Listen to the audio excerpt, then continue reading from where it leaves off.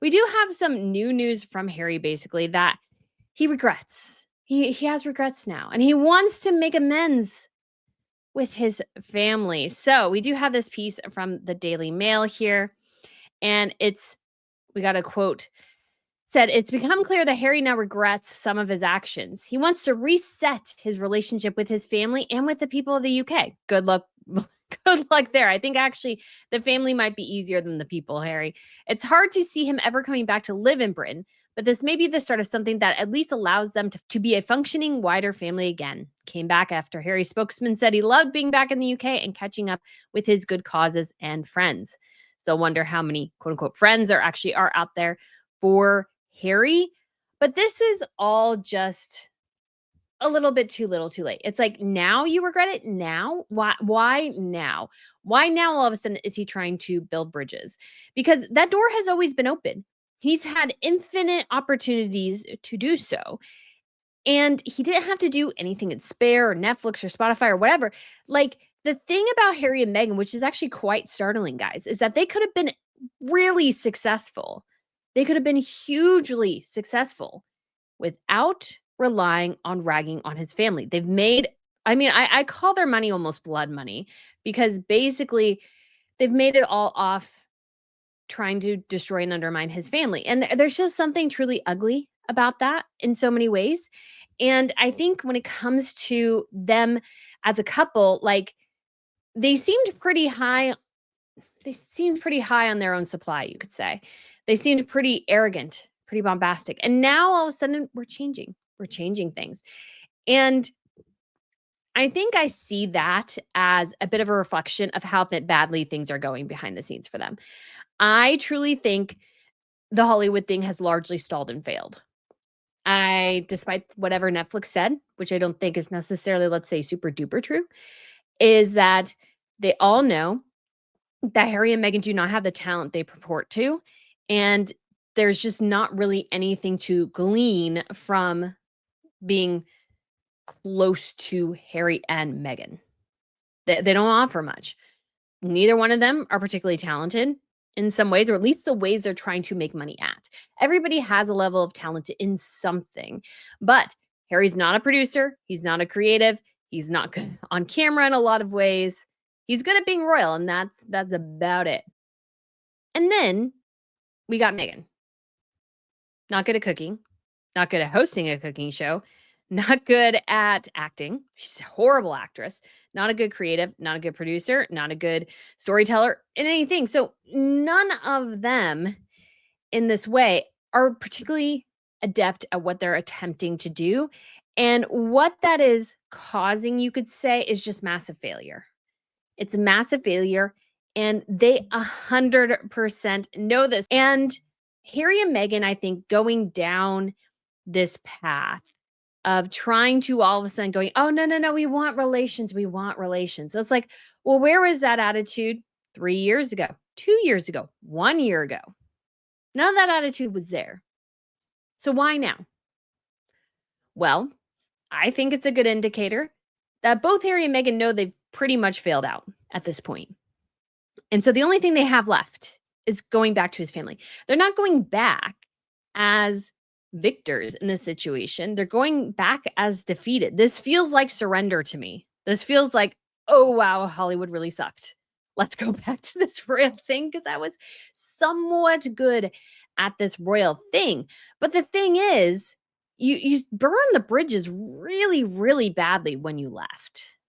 I mean, when I left, I'm referring to obviously Harry and Meghan. And having burned the bridges so incredibly badly, when you're trying to make amends, and it feels like whiplash. I mentioned this, guys, in a previous video. It's like Harry was gloomy Gus, mad, bitter, angry, or whatever at on the BBC in May, talking about losing his court case. And now all of a sudden, he's happy. He wants a relationship with his family. Isn't this wonderful and amazing? I mean, he mentioned reconciling with his family, but he also ragged on his dad again and called his government, basically, in my personal opinion, he basically called the government corrupt and a stitch-up job because they would not get him, the whiny prince, the security that he wanted. But now all of a sudden he's happy. Everything's good. Everything's fine. You can't do that. You can't just jerk back as if things have suddenly like nothing ever happened in the first place. We mentioned this in the last video. It feels like, and a lot of people mentioned like the Dallas situation. It was a TV show in the 80s, I believe mostly, and they had a whole season. I think they sort of retconned or something as if this one guy died and he didn't. And I feel like we're a bit there. It's like deja vu. It's like, oh, happy go lucky, jolly Harry again. And I'm like, I've seen the angry Harry. So now we have jolly Harry. What's the next Harry that's going to pop up? Constipated Harry? I don't know. It's one of those things where Harry and Meghan need to figure out what actually works here, and this is not working. This, in my very humble opinion, is sort of a disaster zone. It's sort of a disaster zone in so many different ways. And if they could figure out, I think, how to better manage this, I think that would be pretty awesome. If they could figure out what really truly does work for them as a couple, I think they'd be okay. But if they haven't, and so to walk back now, to make amends now, after losing the court case, after so many things have failed for them, it looks like they're just, they got their hand, they're ready for their handout. They're ready for their handout. And I don't even mean money necessarily, but handout in terms of royal approval in some sort of way, royal relationships. Like they failed and now they're just going back going, "Oh, I didn't really mean any of that." I mean, it's kind of abusive, to be quite honest, to go, "Oh, I never meant any of that in the first place. Let's be friends again." It's just it's sort of too little, too late, and I don't understand why Harry doesn't totally get that, but he honestly doesn't. I don't think he somewhat doesn't understand the true consequences of his actions. Like, you feel it. The guy just doesn't get it. He just doesn't get it. And I think, again, that's a self-defense mechanism on Harry's part, that he just really doesn't want to acknowledge how much pain he's caused, because that, again, would require a retrospective on his marriage, on his family relationships, on what he did to his brother, his father, sister-in-law, all these sorts of things. And that's the one thing Harry is trying to avoid doing. But saying Harry has regrets at this point is just, I don't know. To me, it just sounds dumb. It just really does. And I feel like he should have had these regrets years ago and should have thought through what might be the consequences of some of his decisions years ago. And this is a good lesson to, I think, all of us, that, be careful of the actions you take, the decisions you make. Make sure you really think them through, because you might end up in a situation where you are completely devoid of a lot of things. And I think Harry is in a situation where he thought he wanted something different. I think Meghan, again, really, really sold something to Harry, like this grand vision of this grand life that the two of them were going to live in California. And Harry, like, really bought into it. And then I think when things went sideways, all of a sudden he's sort of sitting there and he's like, I don't know what to do. I don't like my life. Maybe in my personal opinion, he sometimes thinks, I don't like my wife. I don't like what we're required to do. And I don't know where to go, what to turn to. I don't feel like I have any skills. I want to do my charities again. Because you also get the sense too of Harry, because all of a sudden he was really into Sentabale. All of a sudden he's like, he was back, baby, on that. And it's like, well, what happened in the 5+ years when you sort of forgot it existed? Like, what happened then? It's only when he, I feel like, has lost everything that he's all of a sudden recognizing the things he lost or something. And it's just that doesn't work that way. And it's very cringe, super cringe. Yeah, this super tour thing is just very, very cringe on Harry's part, that he thought he could just walk into the UK as if nothing had happened and going, "Oh, I'm a prince again. I'm a prince again." I feel like, again, Charles needs to make it clear in a lot of ways to Harry, which he's sort of done and sort of hasn't, that he lost something. Harry did. And sometimes when you lose something, you don't get it back. And there is no future for Harry in the British monarchy. He's the one who made that decision. Charles didn't, William didn't, Harry did. This was Harry. And now all of a sudden it feels like the guy doesn't want to live with the consequences of his own decisions. Like he made these decisions. And if he can't live with them, he should have thought of that in the first place. But again, I think he was high off Meghan, high off her delusions of grandeur. And then when push came to shove, he really realized that she couldn't deliver. And he doesn't know anything about this industry, and he couldn't really deliver either. And they're both thinking that their name will catapult them into either superstardom or success. But I've always said, guys, a royal title is not a magic wand. It doesn't suddenly make up for your lack of talent, your lack of effort, your lack of work ethic, those sorts of things. If you don't have those in the first place, a royal title is not going to take the place of those things. Yes, a royal title opens doors. That's 100% true. But it still requires work. It still requires effort. It requires more than the absolute abysmal job Meghan Markle has done of marketing her brand. It's like not any surprise at all that both her show and her brand have utterly and completely failed at this point. I think you could argue that they went from a absolute high to a crashing low. And it's not surviving very well. Although I did look and the orange marmalade guys have finally sold out. Not just the special version, but the other version. It took two plus weeks for that to finally happen. And we'll get into the Meghan side of things because again, there's like a really her her attempts to market are so bad. It's like it hurts my brain how bad they are.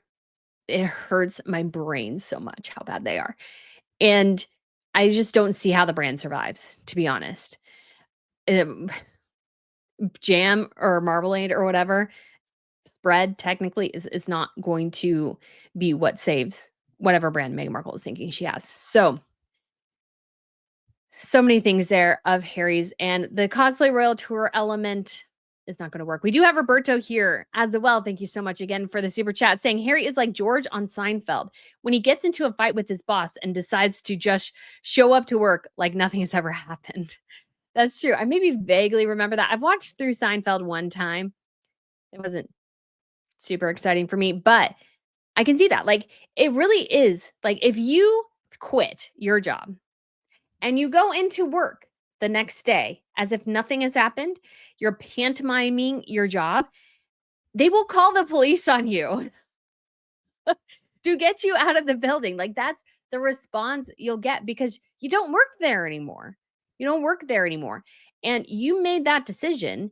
And yes, you maybe did it in a moment of anger and you have regret, but that's why you think through your decisions first. And everybody told Harry this was a bad idea. The Queen gave them a year to rethink this thing, but they had stars in their eyes. Netflix and Spotify did come a calling. But again, guys, the only success they've ever had financially really is by attempting to destroy his family, and that's it. Without his family, they have nothing. And Hollywood knows that too. That's the thing. Hollywood knows that. They've been watching Harry and Meghan. They see what they see, and they're like, yeah, the two of them, they aren't very good, are they?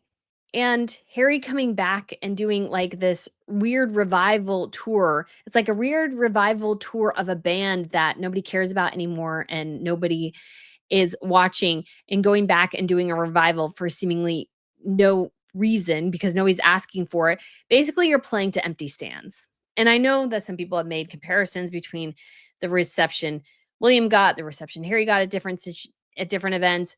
I mean, there were some crowds there for Harry, not a bunch, but there were some crowds for Harry. And that's not a surprise. People like seeing famous people. That's just it. He was always going to attract a little bit of a crowd. But does he think, was this really a huge success as a tour? I would argue no, because this is what's going to happen. People are going to question Harry's motives.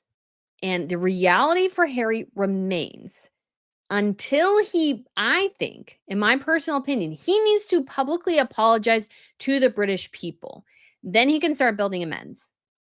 He needs to apologize to his family, his father, his brother, the rest of his family, and the British people. Then he might have a shot. He can't just come back and act like nothing happened and think all will be forgiven. That is not how this is going to work. That is not how things are going to go in the future. And all of that needs to be clear. So, in regards to Harry meeting with Charles, again, feel like people are way over exaggerating that situation. They met for less than an hour. And if you think about it, Harry probably had to wait a minute. He had to get out of the car. So, I think they said 55 minutes. Like at the most, their actual meeting, because you had to walk from point A to point B and back, would probably only be, and you had to get in the car and drive. So at the most, they met for 40 to 45 minutes. Like that's it. That's it. Harry was there in Clarence's house for less than an hour. It was just, how are you doing? Fine. How are you doing? Fine. Do we want to broach the subject of family and different things? They probably did to some extent. And that's it. There's not that people keep, I think, especially saying that Charles should abdicate because he met with Harry. Again, I think that's just a little bit of an exaggeration. I think that when it comes to a father wanting to have a relationship with his son, I think that is a positive thing. And if Harry can make that happen for a little bit, that's fine. I mean, I know I see some people throwing around what sources said when it comes to the numbers. I don't really care. Honestly, what other people say, we can go by for sure what we saw with the car going in and out, less than an hour. And again, at the most, 40 to 45 minutes, because you have to factor in walking to the car, walking back to the car. Maybe he waited. I mean, it could be as low as 30 minutes that they met together. Regardless, it doesn't really matter. This was not a long conversation to make big decisions. It was a conversation to make to sort of try to figure out where to go from here. And that's okay. That is okay. That is positive. I've always said, because I can't as a Christian go, oh no, he should cut his father out for the rest of his life, or his father should cut him out for the rest of his life. No, that's not healthy for either side. It really truly is not. But again, this should have been a meeting, and probably was a meeting between a father and the son, not a king and a subject, or a king and a prince, as this would say.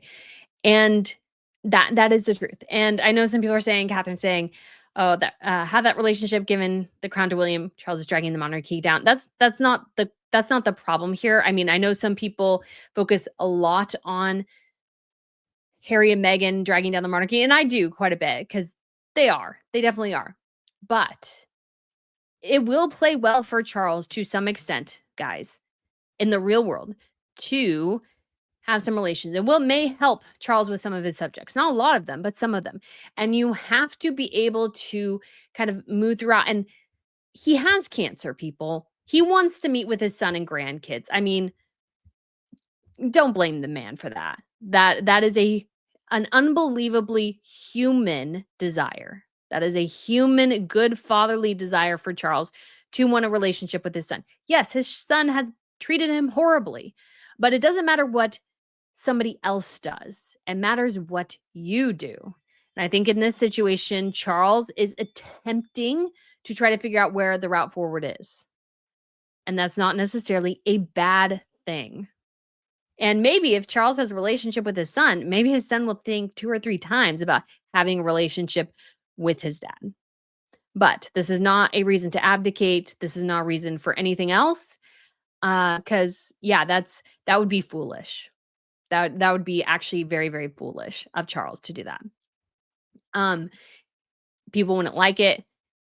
There are a cadre of people who do think that there should be some sort of reconciliation, and that doesn't mean Charles forgives. That doesn't mean that Charles forgets, but it is human to want connection, and Charles wants that connection. You cannot blame the man for that. A man who might be dying of cancer. Like, come on. Come on. Like, just think as a human being. That's just all I'm saying. And we'll see where that goes. Doesn't mean anything. Um, it was interesting that I see the question here from Lauren. I don't see how Harry and Meghan can ever be on good terms with the Waleses. What do you think? No, that's the other factor here. So when it comes to Harry and William, I do not see that relationship ever coming back, or ever coming back in the way it did, for sure. I mean, same thing with Charles, to be quite honest. But I think William will be the much harder sell for Harry. Much, much harder. And Charles and William are on the same page. Again, William is not a heartless person. If his father wants to have a relationship with Harry in some form or another, I don't think that Charles should I don't think William should stand in the way of that necessarily, but William also, I'm sure, has made his stance clear that he is not going to reconcile with Harry. And these things are complicated, and a lot of people put their emotions into the situation, and that's not really helpful. I just want to make sure people are thinking of that side of it, not just, well, Harry's horrible, so he shouldn't get anything. And 100%. Harry, I think, should be his title should be stripped and his place of line succession should be gone. I think there should be severe consequences for leaving and not this weird cosplay royal half in, half out thing Harry's attempting to do. But there's a difference between a father and son and a king and a subject. And that's how people should look at the situation and the dynamic. And so, yeah, we will, of course, see what happens. But do I think the thaw and the frost is over? Of course not. This is going to be a while. This is not going to be an easy sell. And like, let's not forget, Charles might be hoping to have the open window of conversation for the moment that the whole marriage falls apart. Because we all know it's probably going to. I don't think anybody really puts any stock in this marriage surviving. Oh gosh, the Sussex squad will definitely that'll be an interesting day for them when that happens for sure. So that is what we have for Harry. Obviously, he made a visit to Ukraine. I still don't understand why any country like welcomes him. And I'm like, what does he do? He doesn't do anything. Like, what can he do? He can't do anything for you. He has no power. He doesn't have that much money. And his donation to that organization in the UK was a little like weird. It's just like he doesn't have anything to offer. He has no political power. He can get a couple cameras there, but that's about it. So I don't know why some in the Ukraine are putting any stock in the guy. I just don't see that at all. But anyways, very, very interesting thing to think about for sure, and what the future looks like for the monarchy, which again is why you should watch my latest interview with Valentine Low Power and the Palace. It was really interesting, guys. Very truly interesting. And his big thing is when I asked him if the monarchy would succeed, he said, or survive, he said in the 50 years, yes, he can still see the monarchy. 200 years, he is not entirely sure. And that's not an inaccurate assessment. But again, I will say, as I've always said, a father with cancer who wants a relationship so he can see his son and his grandchildren is not a bad thing. Not a bad thing. It actually makes Charles look rather good, to be honest. But there is a difference there. No comment at all about whether Harry will be a working royal again. I don't think he will be. And I think because Charles is knowing the future, but it's just good to try to think as the royals as humans who have human desires sometimes and not the caricatures sometimes we place on them or what we want them to do. Rather think about what they want to do and what is healthy for them. So just wanted to point that out there because I always feel like that's so important and gets so lost. But